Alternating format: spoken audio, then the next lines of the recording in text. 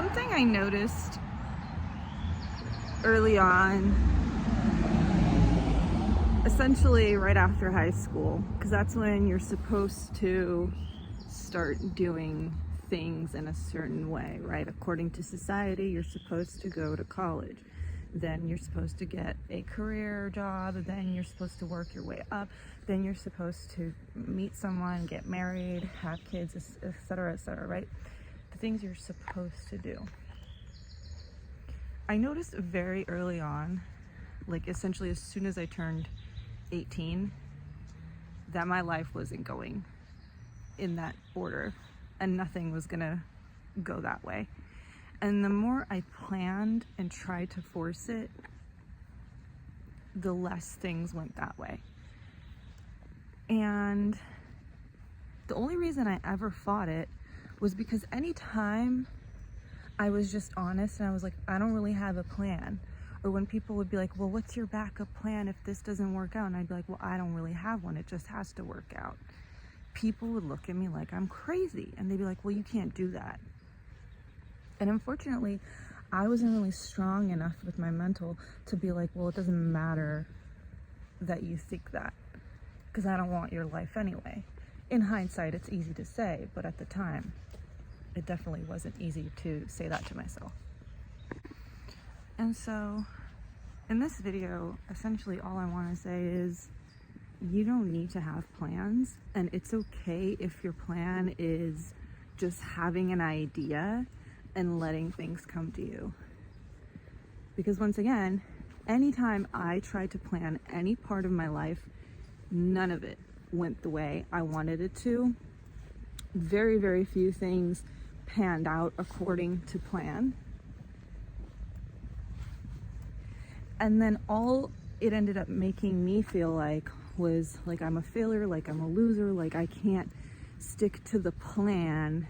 And it seemed like everyone around me were these kind of like robots that were just like, oh, I have a plan and it's going according to plan. And all the people around me went to college and all the people around me graduated college, and then they got real jobs, and then they met someone through Tinder or at their job, and then they got married, and then they, moved in together and bought a house. And it's like so robotic. And I started to not really relate to those people. And the more their life went according to plan, the more alienated I felt, because I was just vibing. I was following my dreams. I was trying different things. I was, trying different interests, participating in different forms of art. And I was just going all over the place, and living my life. And I don't regret any of it. And I'll never forget, I had a friend who was very like this, like very robotic, and everything was super planned out and it just had to go according to this plan and all this stuff. I was having lunch with her one time and she told me that she doesn't know what her passions are in life, and she doesn't have any hobbies and she doesn't have any interests. And I had never heard someone say that, and I didn't even think that that was a possibility. I just assumed we all have interests, hobbies, and passions. Like that's just like an innate human quality that we all have. And to hear someone say like, no, I don't have those things, it was just like so freaking bizarre to me. And the way she lives her life, I know it's considered normal societally, but to me it was just so bizarre. And the more time I spent with her, the more alien I felt. And I just realized, and nothing against her, I send her all the love in the world, but I just realized like we have nothing in common. Like we're kind of just friendly with each other because we've known each other for a long time, and maybe at some point when we were kids we had something in common, but like now we couldn't be more different. And so I don't keep in contact with her anymore because there's just never anything to discuss. We don't see eye to eye about literally anything. We don't have any common interests. We don't have any common views. And, to hang out with someone just for the sake of hanging out and just for the sake of, oh, well, she's nice and I'm nice, it's not really for me, it's like I need something more than that. It's just, that's not really a friendship to me. That's like extremely surface level, like something I would have with a coworker or a stranger at a coffee shop.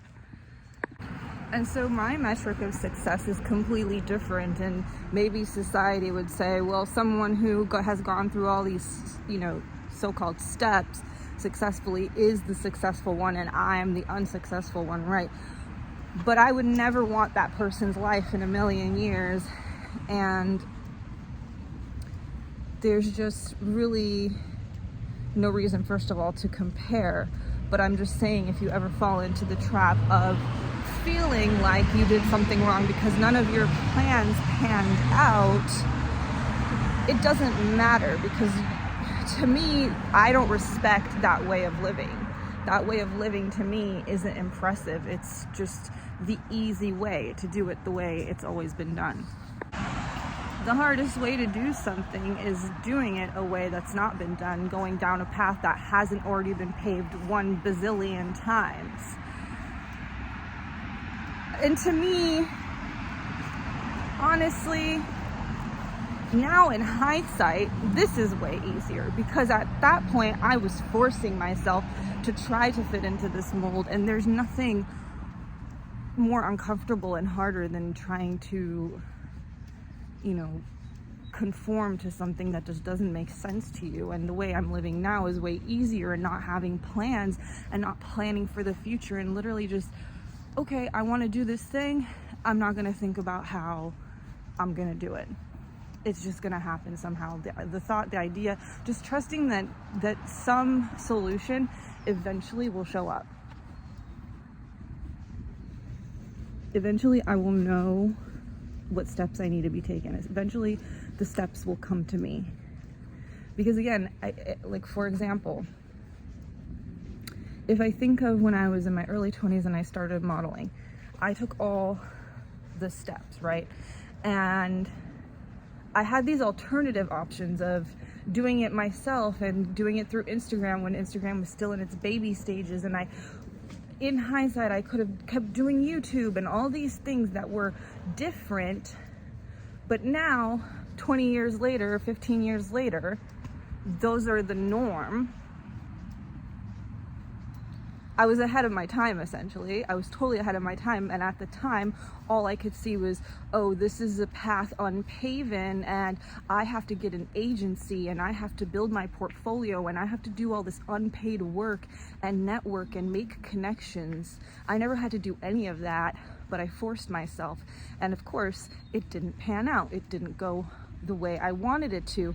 And I would constantly run into people in my life that were like, I don't understand. Everyone from photographers to designers to all kinds of people in the fashion industry being like, I don't understand why you're not getting more work. I don't understand why this isn't working out for you. You should be booking gigs all the time. This should be going very well for you. And I would just stand there feeling all sorry for myself, like, yeah, I don't know either, I have no idea, you know, instead of just kicking myself in the ass and being like, oh, it's because I am forcing this thing that isn't meant for me, and I'm also feeling sorry for myself while it's happening. Another example would be when I started DJing. Now that went super flawlessly. That was not a thing that I had originally planned. I remember just vicariously living through my ex at the time and trying to push his DJing career, even though he was completely uninterested in pushing it himself. And then I didn't even think about the fact that I would want to be doing that, because my ear for music is just like top notch, and I just have such a good connection with music and all these different genres and things, and a wide, vast knowledge. It's just been my life since I was a kid. And I've just been obsessed with all kinds of different music. And so I started going, so this is what happens when you don't push it. I started going to this bar that was really, really popular at the time. And I think it still is. I just have no idea about these types of things anymore. But at the time it was like very popular, and it was very cool kids, whatever. And I went there once on accident. I just ended up there somehow through some after party or some kind of whatever. I had never heard of the place. And the music there was incredible. The DJ was playing like old school 90s hip hop. And at the time, I had never been somewhere where that kind of music was played and everyone was dancing. And it was quite literally like a movie, like not to be cliche, but it was like a movie. Like everyone was dancing and having a good time. And I was like, wow, I haven't been to a place like this before. And so I immediately got it into my head that like, wow, I want to be this guy. I want to be this DJ. But I didn't plan for it. I didn't plan that, oh, I'm just gonna come to this place every week until I make a connection and blah, blah, blah. It just happened naturally. I just started going there every Tuesday because those were their hip hop nights. And I started going by myself. And during this time, I wasn't even drinking. So I would take like a little nibble of like an edible chocolate or something and then just go out on my own. And because I was there on my own, it was way easier to make friends with the staff because, you know, they're more friendly to you if they just notice that you're always showing up by yourself rather than a huge group of people. And so it was also one of those places where it was like not super exclusive, but it was like kind of semi-hard to get in. Like you had to dress cool and trendy and whatever, and I just naturally had that style, so they always let me in. Again, I started going every single week until the point where like the bartenders, the DJs, the door people, they all know me. And I had never set out to make that the case. I was just going because I was really attracted to the music and having a good time. And next thing you know, I get friendly with the DJ and I start talking about how I really would like to do this. And he says to me, now at the time he was saying this completely unseriously and he was just saying this to flatter me, but I took it very seriously, and this is I guess the upside or the downside or whatever you want to say to literal thinking. When someone says something to me, I just take it literally. I don't read into it and think, oh, he's just saying it to be nice or whatever. So he says, if you learn how to DJ, I'll get you your first gig here. I took that very, very seriously. So from then on out, I started to teach myself how to DJ. Now, he wasn't a good DJ. He didn't know how to mix. He didn't know how to do anything. He was the kind of person that had the same 20 songs and he would just press play. So literally like when people who don't know anything about DJing and they think of DJing, this is the guy they think of. He's just literally just pressing play. So essentially asking this person to teach me anything was useless. So what I did is I had him show me the buttons. What do the buttons do? Just so I knew at least how to operate the equipment.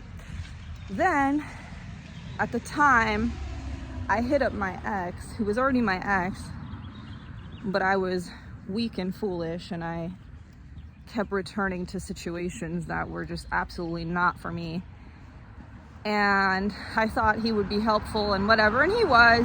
It was, you know, to get something out of me, but he was helpful for a useful idiot, and so was I guess. So two useful idiots getting together, kind of perfect, I guess.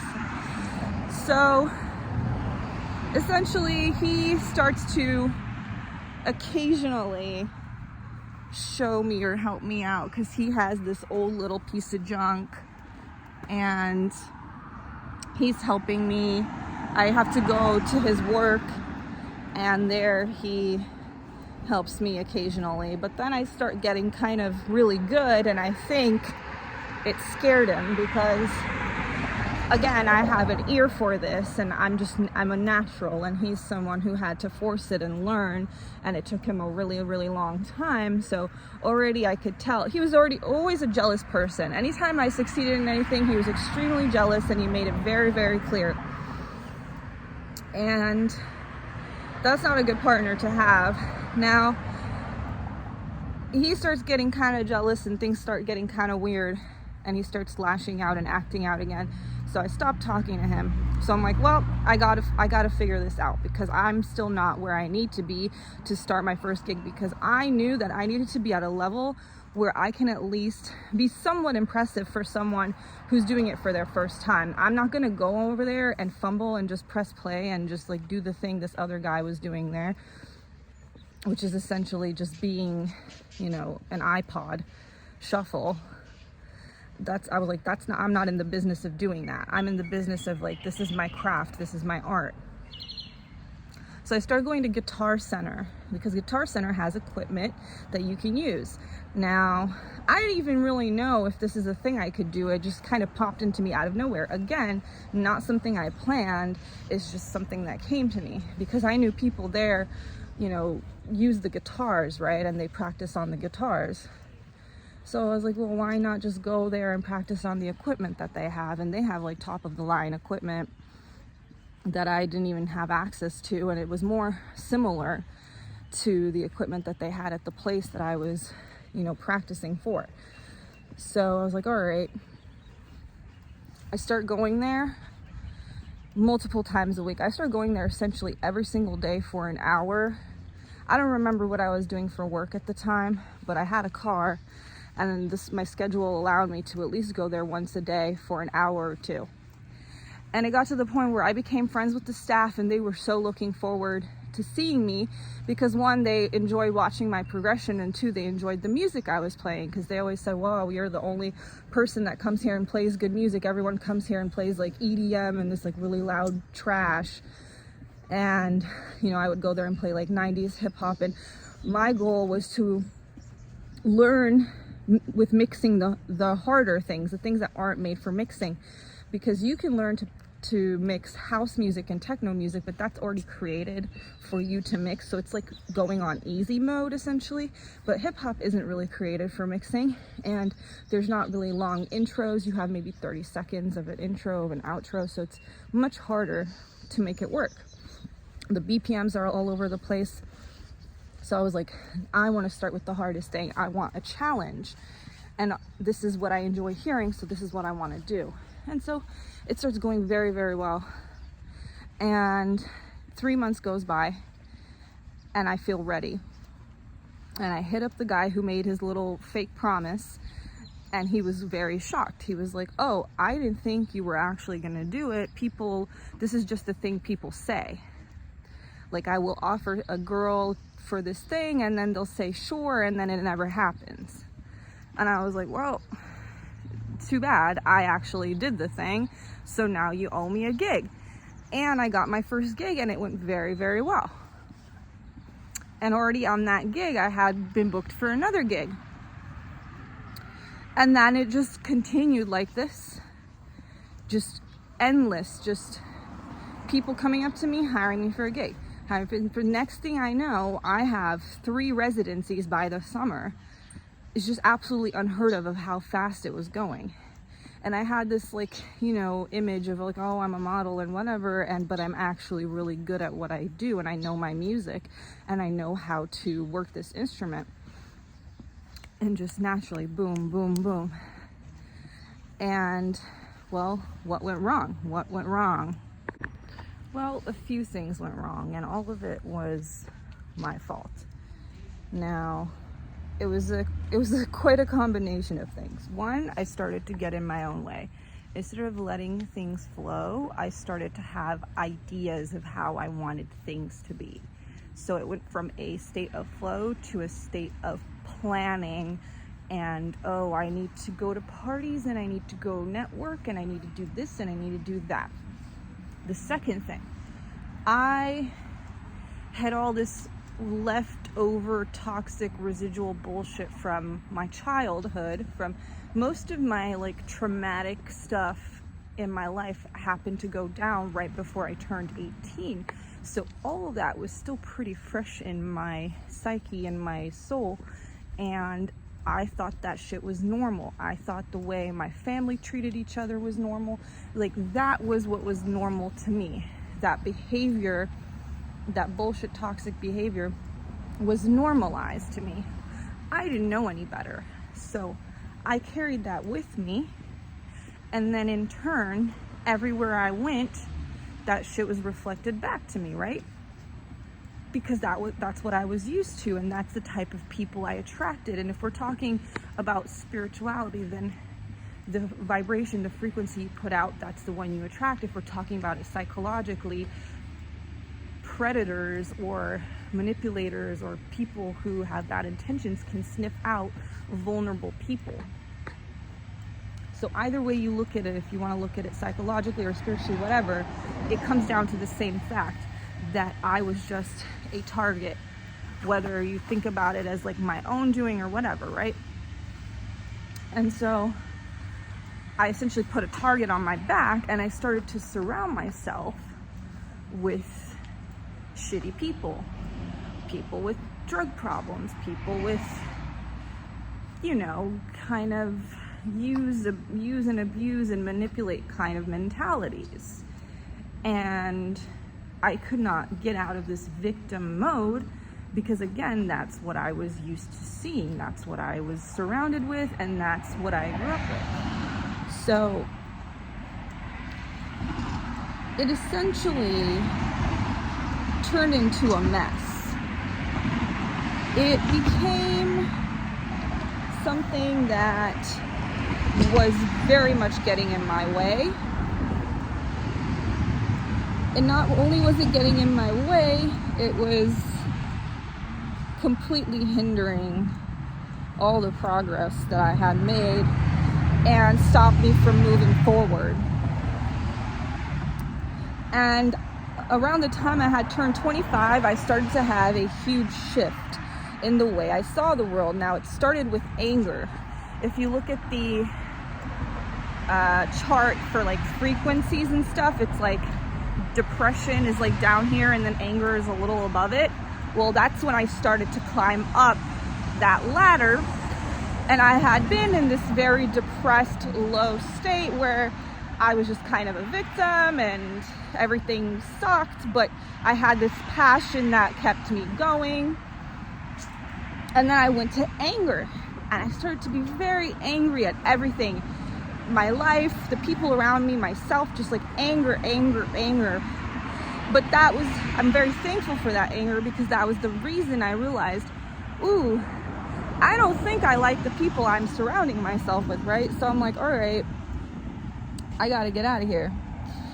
So I like eventually start to completely just change everything I'm doing, right? And like where I'm going and who I'm surrounding myself with. And I basically, I mean, in hindsight, it seems like I had sabotaged it, but it was just really a necessary step. It was really something I had to do because I didn't know another way. I didn't know another path at the time. It's like maybe now I would handle it differently, but what's the use about thinking about what I could do now when it's now is now, right? So I end up just starting to not participate in it, because there was all these unspoken rules in these circles where like, you have to party with us, you have to come, you know, be the life of the party and do drugs, and after your DJ set you have to stay. And I was getting really burnt out from that because I'm not a social, I don't enjoy that stuff. Like at the heart of hearts, I was doing it for the music. These people were doing it because they like a party lifestyle. I never enjoyed that. And like my neurodivergency really came into play here with like having to put on this mask of like, ooh, I'm this party girl and I'm this certain way, and having to hide like the weird parts of me and my weird interests that weren't cool, and having to pretend to be like this cool person when I knew that like deep down inside it's like I am a weirdo and that's who I am and I enjoy that, but you can't be a weirdo and be accepted in these crowds. So all of these things start adding up and I'm like, shit. So I essentially just stopped talking to these people. I stopped showing up to the parties. I stopped staying after, you know, my DJ sets. I start just going home early. I start showing up in sweatpants and just doing the bare minimum. And of course, well, what a surprise, I stopped getting invited. I stopped getting called. I also purposely start to go out of my way to not respond to invites, to not respond to these gig offers. And by this point where I'm like rejecting all of this, I had already achieved so much, so many of my dreams. I had opened for a techno DJ who I was like obsessed with before I ever thought about DJing. I started to run into DJs that I grew up listening to. I started to run into all these artists and people and go to places that I never even thought I could go to. But I was like, well, at this rate, if I continue surrounding myself with these groups of people, and these are my connections getting me these opportunities, I'm just going to become more and more miserable, and this is never going to get any better. I need to pull away. And so I quit. And this was 2019. This is before the pandemic. And so 2019 was already an extremely, really rough year for me because I had done all of this. I had essentially gone from my highest 2018, like achieving everything constantly, like my highest, to my lowest low, but it's like a choice I had made. And so at the time I was like, well, okay, whatever. I made this choice, but there's still other ways, you know, I'll get back to it, you know, I'll get back around to it somehow, right? And I'm trying to like reason with myself because I've ended up in this place again where I have no plan, and I'm essentially just like, I don't know the direction. I thought I had all these plans and none of the plans panned out, so now I'm directionless again. What do I do? And I'm feeling depressed. I'm feeling low. I'm feeling burnt out from having pretended to be a certain way. All these things are adding up. And the pandemic happens. And that solidified the feeling that this is over. You're never going back to where you were. Like all these negative feelings and thoughts and emotions of you're never going back to where you were. It's over now, because now the pandemic has happened and it has solidified. Everything's closed. You're not a part of this anymore. You've been closed out from this world.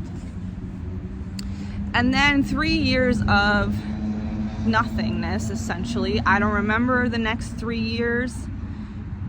I only really started to become some semblance of normal in 2023, but even then I was still going through it mostly,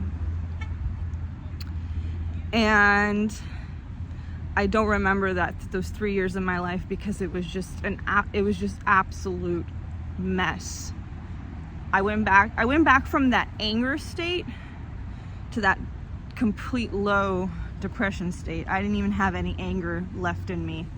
I couldn't even muster the energy for the feeling of anger. I couldn't muster the energy for feeling anything. And now, where am I today? Well, now, even though it may seem like, well, nothing has really changed in the sense of I still don't have connections, I still don't have a plan, I still don't know what I'm doing. I just have these ideas of, I want to get back into DJing and I want to build a brand so I can control like my creative output, right?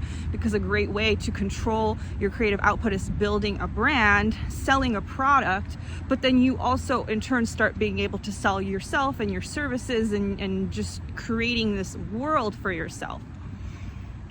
And I want to get back into modeling, and I want to get back into this and that, and all the things that I used to do that I enjoy doing, but I want to get back into it with ease. I don't want to plan and come up with a plan of, okay, I'm going to do this, I'm going to do that.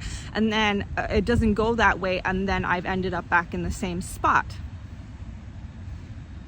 And it's really hard to let go of that feeling of, shit, well, you want these things and you don't have a plan. And when people ask you, so like, what are you up to these days? You're like, well, I'm getting back into modeling. They go, so you have an agency, or you have, and people start asking these questions and you don't have an answer. And well, thankfully I haven't put myself in these situations where those questions can be asked, and I only talk to people who understand the concept of going with the flow, right? I don't really have, that's why I've kind of separated myself from those people, because it was just making me miserable having these like people being like, well, you don't have a plan and you don't have, you don't know what you're doing, essentially, to surrounding myself with, it's way less people, but it's the right people. So maybe there's like 2 or 3 people I can talk to about something, right?